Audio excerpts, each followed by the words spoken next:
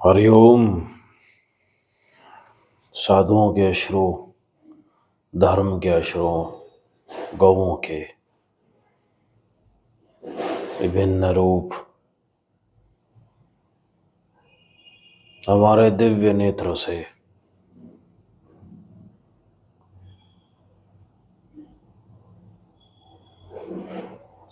सर्व शहरों के बीच हो रहे घोर पापों का दर्शन करना, पाप के दर्शन। और क्या करेंगे साधुगण, सिद्ध साधुगण जो भिन्न भिन्न क्षेत्रों से, सिद्ध लोकों से धर्म मंगल के लिए, प्रजा के मंगल के लिए, धर्मवासियों के मंगल के लिए, भारतवर्ष के मंगल के लिए जो समक्ष आए रहे,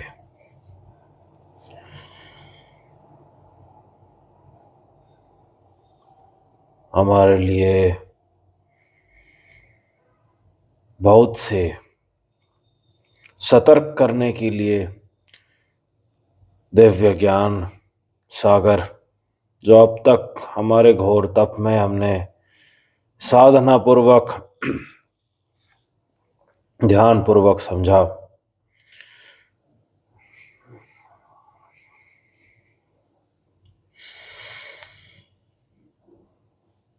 कली का ग्रसित करना, कली का सवार हो जाना भक्तों के ऊपर, ये सामान्य है। घोर कलयुग है ये।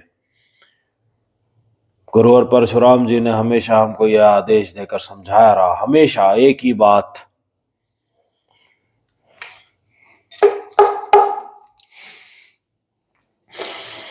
घोर काला साया, घोर कली सवार धर्मवासी कुछ ही बचे, क्षण क्षण कुछ ही हजार की मात्रा में धर्मवासी बचे हैं, बहुत कम। घोर विनाश, संकट, भयावह जीबी सिंड्रोम के साथ यह सब काला साया घोर काल को नाश करने और घोर काल में समाने के लिए जो कली ग्रसित है, इनके और इनकी पूरी पीढ़ी को लेने के लिए आ रहा है। जैसे जीबी सिंड्रोम से पैरालाइज हो रहे हैं लोग, एक एक करके धड़ाधड़ पैरालिसिस होते जा रहा है। कितने ही प्रकार के रोग देखने हैं, और ऐसे समय में हरि विमुख होना जीवन का सर्वोपरि, सर्वोत्तम, नीचतम क्रम रहा। जब विनाश के बीच में तड़पना है तब हरि सहारा नहीं खोना चाहिए था। बहुत दुखद। गुरुवर परशुराम जी ने एक ही बात कही हमें,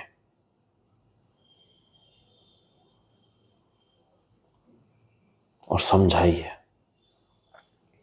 मनुष्य की भक्ति इच्छानुसार कदापि नहीं होनी चाहिए, उससे वो कली को प्राप्त होता है। कली का चिंतन करता है, जलंधर की पूजा करता है, लगता है भोलेनाथ की कर रहा है। मूर्ख, बेवकूफ, नहीं होता ऐसा। सब भोगना पड़ता है। जब हरि निंदा और धर्म की निंदा होती है, कोई नहीं बख्शा जाएगा, सब भोगना पड़ेगा। यह हमारी स्पष्ट वाणी है। मनुष्य मनुष्य की भक्ति इच्छानुसार कदापि नहीं होनी चाहिए। धर्म की आवश्यकता अनुसार मनुष्य की भक्ति होनी चाहिए, तब वह भोगी से धर्म योगी, धर्म कल्याणकारी बन सकता है और आत्मा की सदगति ला सकता है, नहीं तो सर्व पीढ़ी के साथ नरक में जाता है। यह स्पष्ट हमारे श्रीमद् भागवत में दिया है, और यह पवित्र कथा का भाग, महापुराणों का भाग, अग्नि महापुराण का भाग हम स्पष्ट कर रहे हैं, क्योंकि अभी घोर काली का समय, ये घोर कलयुग है। कुछ समय भक्ति रहती है, फिर हृदय से भक्ति ओझल होके कली की नौकरानियां और नौकर बन जाता है मनुष्य, क्योंकि जो मायावी हो गए, माया में खो गए, धर्म विहीन हो जाते हैं, वो इस काला साये को नष्ट करने के लिए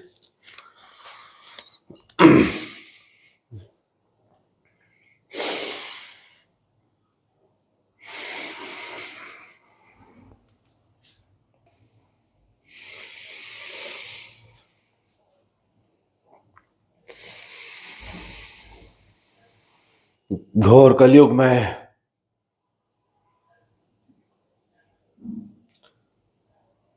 घोर कली किसी पर भी सवार हो सकता है, किसी भी मनुष्य पर। ये इस बात की जानकार हम भली प्रकार है, साधुगण भी यह जानते हैं। इसीलिए हमें हर समय हर स्तर पर कठोर रहना पड़ता है। सामान्य मनुष्य के दिमाग पर, हृदय पर कली सवार हो जाता है और उसके मुख से कुछ भी निकल जाता है। उस कली को नष्ट करने के लिए उसके साथ कठोर होना पड़ता है, ताकि आत्मा को खींचकर वो नरक में ना ले जा सके। जो समझदार है वो बच जाते हैं, अन्य खो जाते हैं। बहुत दुर्लभ होता है, बहुत कठिन होता है मार्ग नरक का। नहीं समझते, नहीं सुनते। हमारा स्थान कोई नहीं ले सकता। धर्म, अर्थ, काम, मोक्ष, यह हमारे बीज है, हमारे बनाए हुए। धर्म के कल्याण रक्षा के लिए whatever is required and necessary are the actions and decisions taken by me, and it cannot be disputed in any court of law, because Vedic law is the beginning and end of dharma, and I am the creator of Vedic law, जिनके अंतर्गत हम पूरे कली की सरकार को दंडित करने के लिए यहाँ कल के रूप में विराजित है, और साधुओं के वाणी और साधुओं के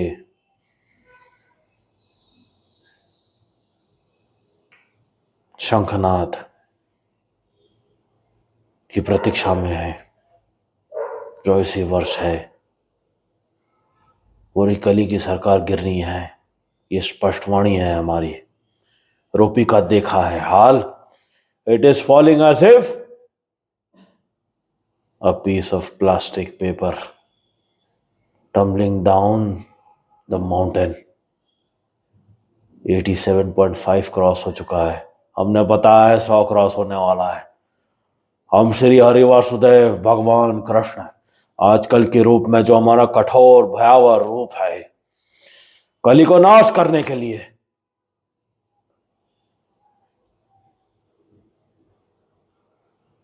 ये कली की सरकार उनकी अर्थव्यवस्था को पूर्ण नाश करने के लिए, नष्ट करने के लिए बैठे हुए हैं हम। और ये होना है 100 पार भयावह इन्फ्लेशन, रिसेशन, जॉब लॉस, नौकरियां जाना जो चल रहा है, इसका भयावह रूप आगे देखने मिलेगा। भीषण घोर प्रलयकारी स्थिति, भूकंप के बीच, भयावह बीमारियों के बीच हरि का ध्यान कोई कैसे भूल सकता है? हमारा ध्यान, हमारा चिंतन, हमारी वाणी का चिंतन कोई कैसे भूल सकता है अपने स्वार्थ की पूर्ति के लिए?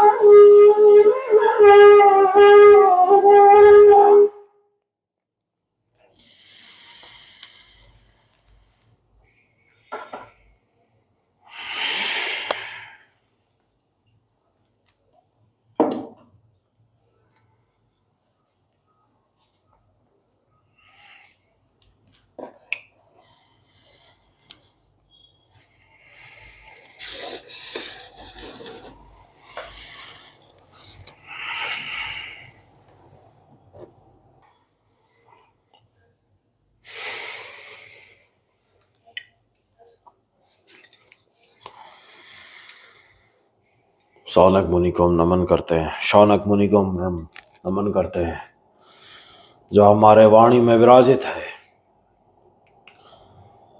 धर्म महामुनि को हम नमन करते हैं, ऋषि मुनियों को हम प्रणाम करते हैं, सप्त ऋषियों को हम प्रणाम करते हैं जो कई कोटि कोटि वर्षों से, अब हजारों वर्षों से घोर कलयुग के आते आते वनवासी रहकर वनप्रस्थ ब्राह्मण तत्व का पालन किया है, जिन्होंने तप व्रत नियमों का पालन किया है, गुप्त रूप से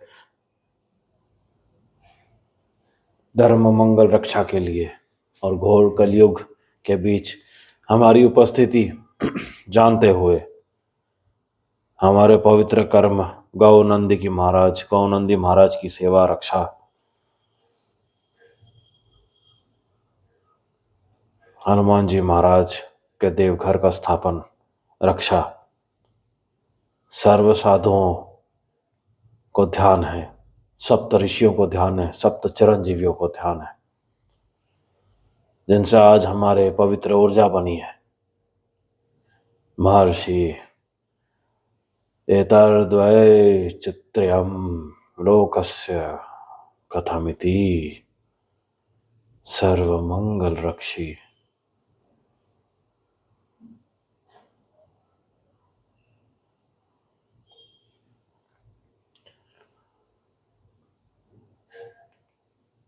महाभारत के अंत में महाराजा परीक्षित ने श्री सुखदेव जी महाराज से पूछा था, महाराज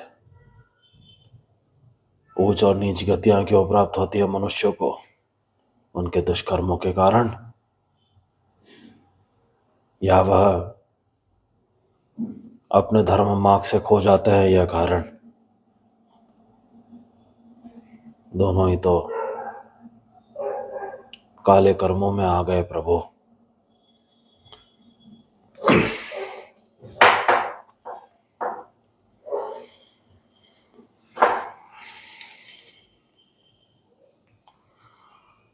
त्रिगुणत्वार्थ कर्तुम श्रद्धा कर्म गतयः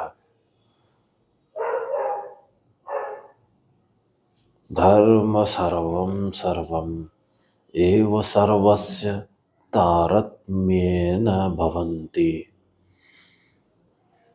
अथेदानि प्रतिषिद्ध लक्षणं स्याद्धर्मस्य तथैव कर्तुम् श्रद्धाया वैश्रमदृश्यात् कर्मफलं विसदृशं भवन्ति सा ह्यानाद्या विद्याया कृतकामानां तत्परिणामलक्षणाः श्रुतयः सहस्रशः प्रवत्तास्तासाम् प्राचुर्येणानुवर्णयिष्यामः नमाम धर्म नमामि।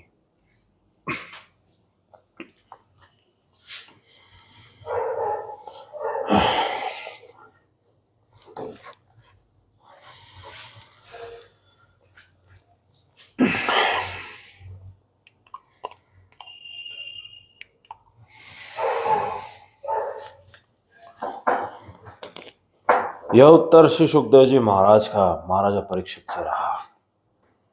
राजन, कर्म करने वाले पुरुष सात्विक, रजस, तमस 3 प्रकार के होते हैं, यह तो सर्व आप जानते हो, तथा उनकी श्रद्धाओं में भी भेद रहता है। किस भाव से वह कर्म कर रहा हो, सात्विक, इनमें भी भेद रहता है। इस प्रकार स्वभाव और श्रद्धा के भेद होने के कारण उनके कर्मों की गतियां भी भिन्न भिन्न होती है, और न्यूनाधिक रूप में भी ये सभी गतियां सभी कर्ताओं को प्राप्त होती है। जैसे मानो किसी मनुष्य ने, अब वो पुल्लिंग हो या स्त्रीलिंग है, मनुष्य 10 वर्ष भक्ति की, अटूट भक्ति की श्री हरि की, गौ माता नंदी महाराज की सेवा की अटूट 10 वर्ष होते ही वह विमुख हो जाते हैं। हरि से, धर्म से, गौ से हरि निंदा कर बैठते हैं। यानी कि 10 वर्ष तक उन्होंने जिस भाव से किया रहा, वो भाव की गति बदल जाती है, क्योंकि अंतिम अंतिम उद्देश्य और मार्ग श्री हरि का होता है। आरंभ और अंतम है। आरंभ में भी शिशु रूप हमारा होता है, हमारा ही चिंतन मां के कोख में रहता है। कोख से बाहर निकलते ही शिशु रोता है, क्योंकि वो हमसे विमुख हो जाता है। सात्विक कर्म भक्ति ही हमारे मार्ग में लाता है। उसके बाद वो फिर विमुख हो जाता है और घोर कलयुग में, घोर कली के साए में आके वह बार बार विमुख होता है। तो कितने वर्ष किया और अंत में क्या किया, ये बहुत मायने रखता है।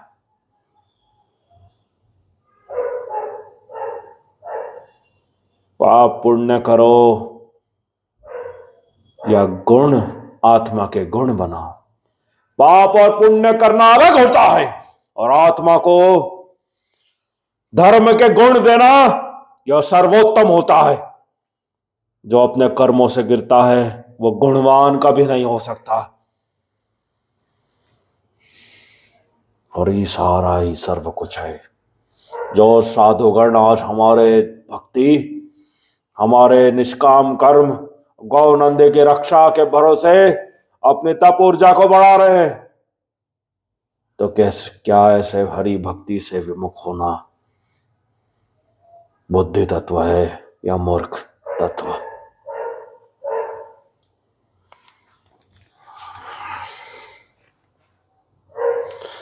महाराजा परीक्षित ऐसे में प्रश्न करते हैं,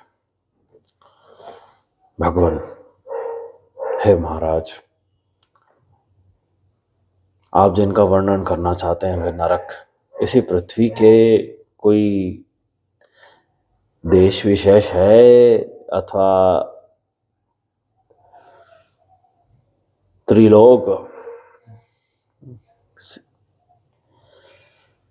से बाहर है? इसके भीतर किसी जगह है? यह अत्यंत गुप्त जानकारी और दिव्य ज्ञान हम दे रहे हैं। यह अत्यंत शक्तिशाली देव श्लोक, शक्ति श्लोक, महापुराण के दिव्य श्लोक। क्यों हरि निंदा और दुष्कर्म नहीं करने चाहिए? पापों से दूर होने का समय है ये, पाप का घड़ा भरने का समय नहीं है। ऋषि उवाच अंतरालयेव त्रिजगत्यास्तु दिशि दक्षिणस्य मध्यस्थ भूमेरुपरिष्टाच्च जलाध्यस्य मग्नेश्वात्तादयः पितृगणादिशि स्वानां गोत्राणां परमेण समाधिना सत्ता एवाशेष आशासानां निवसन्ति यत्र वाव भगवन पित्राजो वैवस्वतः स्वविषयं प्रापितेषु स्वपुरुषैर्जन्तुषु संपरेतेषु यथा कर्मावद्यं दोषमेवानुल्लङ्घितः भगवच्छासनः सगुणो सद्गुणो दमं धारयन्ति। ओम नमः शिवाय।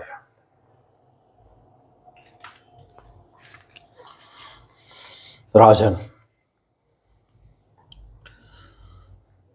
वे त्रिलोक के भीतर ही है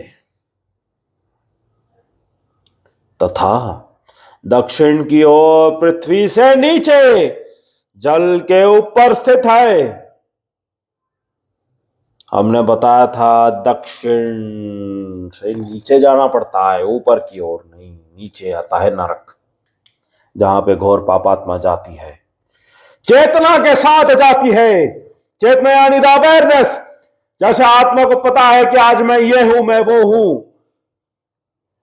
वैसा ही चेतना अवेयरनेस उसको ले जाती है नरक। उसको पता होता है, सब दिखता है, सारी पीड़ा होती है। इसी दिशा में अग्निश्वत आदि पितृगण रहते हैं, अदृश्य रूप में, जिन्हें सिद्ध साधु महात्मा देख सकते। वे अत्यंत एकाग्रता पूर्वक अपने वंशधरों के लिए मंगल कामना तभी कर सकते हैं जब वह हरि सेवा, गौ और नंदी की सेवा में रहते हैं। महाराजा परीक्षित, उस नरक लोक में सूर्य के पुत्र पितृराज श्री हरि चिंतन करने में परम सामर्थ्यवान यमदेव अपने सेवकों के सहित रहते हैं। सूर्य पुत्र यमदेव रहते हैं तथा भगवान की आज्ञा का उल्लंघन न करते हुए अपने दूतों द्वारा वहां लाए हुए मृत प्राणियों को उनके दुष्कर्मों के अनुसार पाप का फल दंड देते हैं।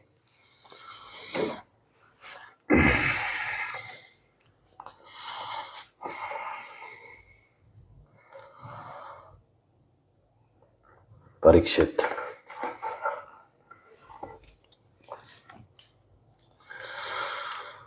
कोई कोई लोग नरक संख्या 21 बताते हैं।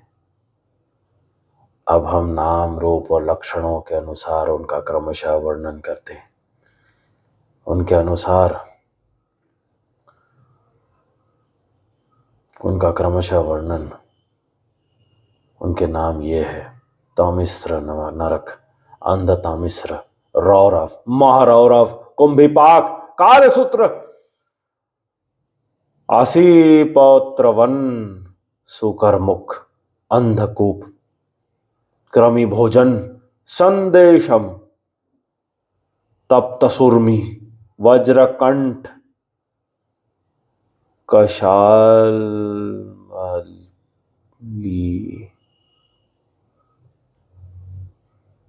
कशालमली, वैतरणी, पुयोध, प्राणरोध, विशसन, लाला बख्श, सार में आदन, अवीची, अयह पानम।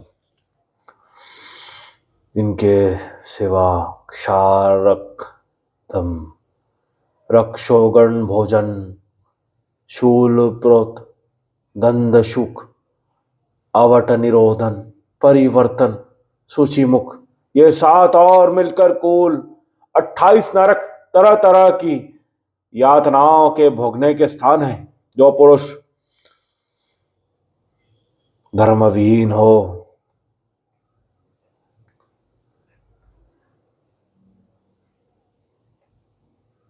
प्रजा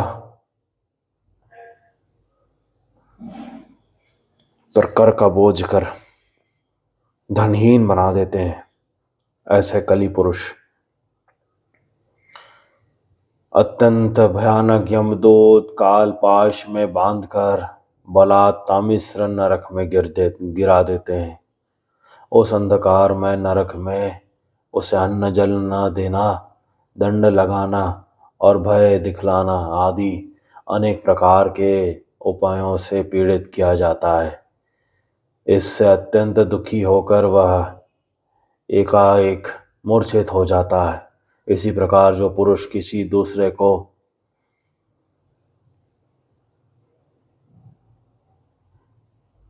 धोखा देते हैं, आर्थिक रूप से, धर्म को दिखाते हैं और हर प्रकार के दुष्कर्म करके प्रजा का धन लूट लेते हैं,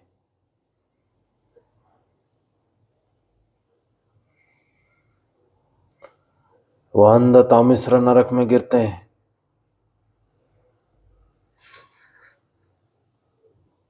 इसमें वे भी आते हैं जो अश्लीलता करते हैं, अश्लील अश्लील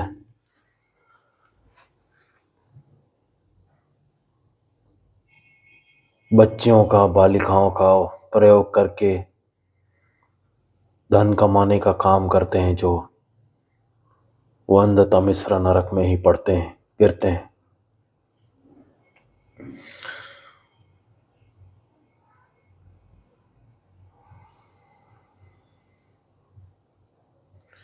और जो मनुष्य इस लोक में ऐसा सोचता है, कहता है यह शरीर मैं ही हूं, ये शरीर ही मैं हूं, और ये स्त्री धन आदि, ये जमीन, ये जायदाद, ये पैसा सब मेरा है, ऐसी मूढ़ बुद्धि से दूसरे प्राणियों से द्रोह करके निरंतर हरि निंदा में रहकर अपने कुटुंब के ही जो पालन का सोचते हैं और पोषण का सोचते हैं, और जो गौ नंद से दूर बना लेते हैं अपने जीवन को, अपने गृह, चार दीवारों के अंदर कुटुंब का सोचते हुए अपने शरीर के पालन पोषण में जो लगते हैं, जो अपने पीढ़ियों के पालन पोषण में रखते हैं, जो भूल जाते हैं जो धरातल पर खड़े हैं वो हरि का है, वो अपना शरीर छोड़ने पर अपने पाप के कारण स्वयं ही रौ रव नरक में गिरते हैं। इस लोक में उसने जिन जीवों को जिस प्रकार कष्ट पहुंचाया धोखे में रखकर, परलोक में यम यातना का समय आने पर वे जीव रू रू होकर उसे ही उसी प्रकार कष्ट पहुंचाते हैं।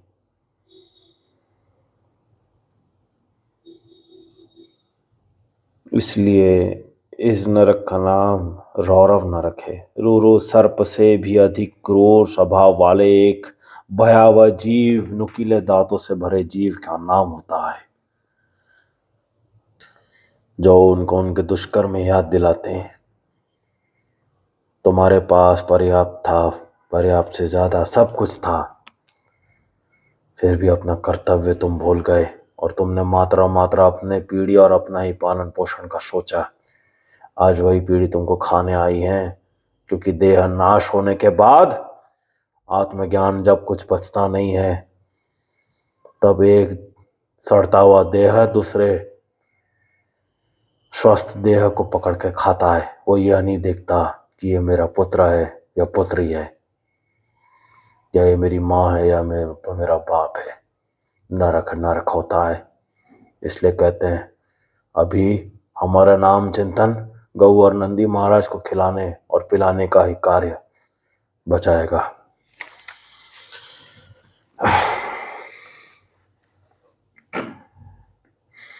यस्त्विषः वा एतदहमिति ममेदमिति भूतद्रोहेण केवलम् प्रपुष्णाति स तदिह विहाय स्वयमेव तदशुमेन रौरवः निपतति। देखिए, साधुओं का हमारा जो टाइमलाइन है, ये सामान्य टाइमलाइन जो चल रहा है, डे लाइट हो रही है, सनराइज हो रहा है, सन सेट हो जा रहा है, सूर्योदय हो रहा है, सूर्यास्त हो जा रहे हैं, सामान्य जन के लिए है। मनुष्यों का साधारण रूप से जो टाइमलाइन चलता है, टाइम साइकिल चलता है दिमाग में, वो 24 आवर टाइम साइकिल चलता है। उन्होंने उनको क्योंकि वैसा सेट किया होता है, उससे वो बाहर नहीं निकल पाते। इसके लिए परम भक्ति लगती है, विश्वास लगता है। घोर कलयुग की जीवन से बाहर निकलना पड़ता है, परम भक्ति की ओर आना पड़ता है, तब समझ आता है। वैसे ही इससे बहुत अलग हम और साधुगण, गुरुवर परशुराम जी, मार्कंडेय महामुनि, जैसे उन्होंने बताया है 6-12 वर्ष में एक बार कभी गुफा से बाहर निकलते हैं, वो सिद्ध लोकों से आते हैं यहाँ, क्योंकि टाइम साइकिल में जिस स्थान पर हम होते हैं, चिंतन में जब हम निद्रा में हम होते हैं, जहाँ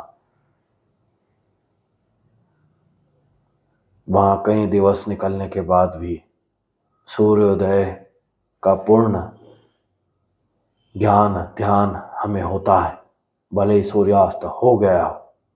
ऐसे ही कितने सूर्योदय, सूर्यास्त, चंद्रोदय और चंद्रास्त हो जाते हैं। सूर्य का प्रकाश सदैव हमारे चिंतन में रहता है, इसलिए हमारी आयु नहीं घटती कभी। और वैसे ही साधुओं की, यह बहुत गुप्त ज्ञान हमने बताया है, इसका पालन करना असंभव है, परंतु हमारी वाणी का जो समझदारी से पालन करते हैं, सुनते हैं ध्यान पूर्वक, वो अपनी मृत्यु को रोक सकते हैं धर्म रक्षा के लिए। यह बहुत कठिन है ऐसा करना। उन पर काल साया, हमारे काल चक्र का साया और बुढ़ापे का साया अधिक नहीं पड़ पाता, क्योंकि सूर्योदय और सूर्य देव का आशीर्वाद उन पर होता है। सूर्य नारायण हम हैं, और हमारे इन दिव्य रूपों का चिंतन बचा सकता है, और कुछ नहीं। सब नाश होना है। भीषण भूकंप आने हैं नॉर्थ में, देहरादून, दिल्ली, नॉर्थ राजस्थान,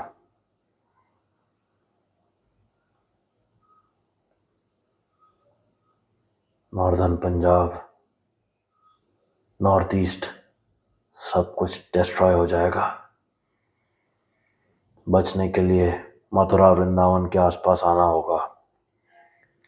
फिर भी गंगा नदी, हमने बहुत पहले बताया था, महीनों पहले, गंगा नदी की जो विड्थ है, it will cross hundreds of kilometres. ध्यानपूर्वक सुनो हमारी बात। The width of the Ganges will be more than hundreds of kilometres. इसीलिए पूरा समुद्र घुस जाएगा भारत के अंदर। इसको कोई, किसी का बाप नहीं रोक सकता। वह हमारी वाणी नहीं, अब सिद्ध साधुओं की भी वाणी रही है।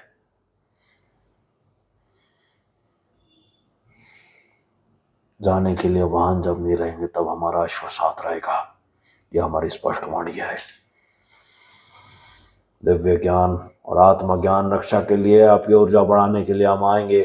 पापहीन और पाप से दूर करने के लिए हरि चिंतन रखे। हरि ओम।